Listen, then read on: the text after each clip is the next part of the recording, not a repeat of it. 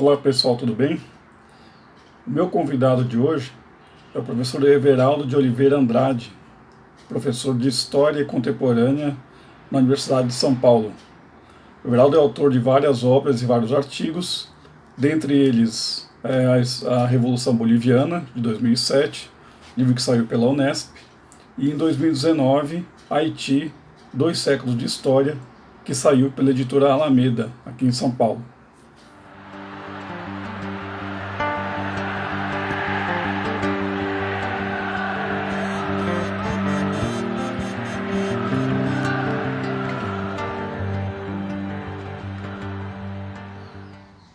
Olá, Everaldo.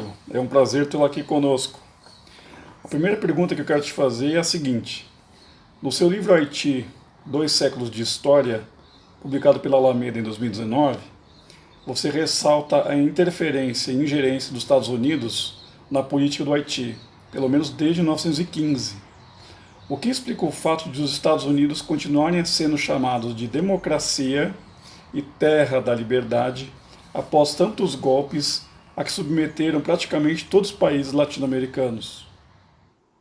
Bom, pessoal, essa questão dos Estados Unidos serem chamados de democracia e terra da liberdade, quando, no caso da história do Haiti, eles foram algozes, eles destruíram a democracia, eles sempre incentivaram regimes autoritários, isso é parte de uma política que é uma violência também no discurso. Né? Então você tem que criar uma propaganda, um discurso que falsifique a realidade. Né? Então há uma situação muito clara em relação ao Haiti. A invasão de 1915 foi horrível para o Haiti. Né? O Haiti não era nenhum país das maravilhas também, existia um regime duro lá no Haiti, mas os Estados Unidos acabaram impondo uma ocupação militar, massacraram os haitianos, impuseram campos de concentração, impuseram trabalho obrigatório, né, e acabaram deixando as raízes do que depois seria a ditadura do François Duvalier e do seu filho, o Baby Doc. Né? E até hoje, né, as dificuldades do Haiti de consolidar uma democracia têm relação direta com a interferência, com a ingerência política, militar, econômica, social dos Estados Unidos, tentando sempre manipular as eleições, tentando sempre impedir que os projetos populares, os projetos que saiam das organizações populares haitianas possam prosperar. Então, se a gente examina na prática a história externa dirigida pela burguesia dos Estados Unidos, isso é horrível para a América Latina. Isso não quer dizer que dentro dos Estados Unidos não existam lutas democráticas, sociais importantes, resistência importante. Mas a gente está falando da burguesia mais poderosa do mundo, que tem recursos extraordinários, tem centenas aí de bases militares espalhadas pelo mundo, tem um orçamento militar que é quase metade do orçamento militar mundial, tem poderes econômicos fabulosos para impor a sua dominação não só contra a população trabalhadora dentro dos Estados Unidos, mas inclusive em outras partes do mundo. Infelizmente, a América Latina e o Haiti em particular são vítimas mais próximas, a gente sente na carne todo o resultado dessa política autoritária e brutal que os Estados Unidos desenvolvem ao longo de todo o século XX. Ao contrário do que falam de que é a terra da liberdade e da democracia, os Estados Unidos ele possui instituições autoritárias. 2 partidos dirigem a política dos Estados Unidos com mão de ferro, impedem inclusive que haja dissidências, impede de maneira muito mais sofisticada e discreta do que a gente possa imaginar, mas também, quando necessário, eles impõem a ferro e fogo a sua suposta democracia contra as minorias ou contra as maiorias, contra os negros, os latinos, os trabalhadores, as trabalhadoras dentro dos Estados Unidos. Então, o que ocorreu no Haiti reflete uma política que também ocorre dentro dos Estados Unidos, de desrespeito à democracia, de desrespeito aos direitos sociais das maiorias e de defesa dos privilégios da maioria, da minoria dos grandes proprietários, dos grandes banqueiros que dirigem a economia e a política norte-americana. Everaldo, segunda pergunta.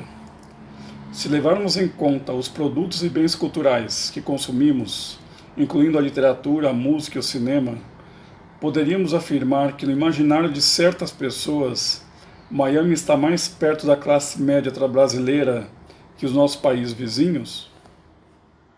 Essa questão da classe média brasileira uma questão muito séria, né? Porque na verdade não é só a classe média.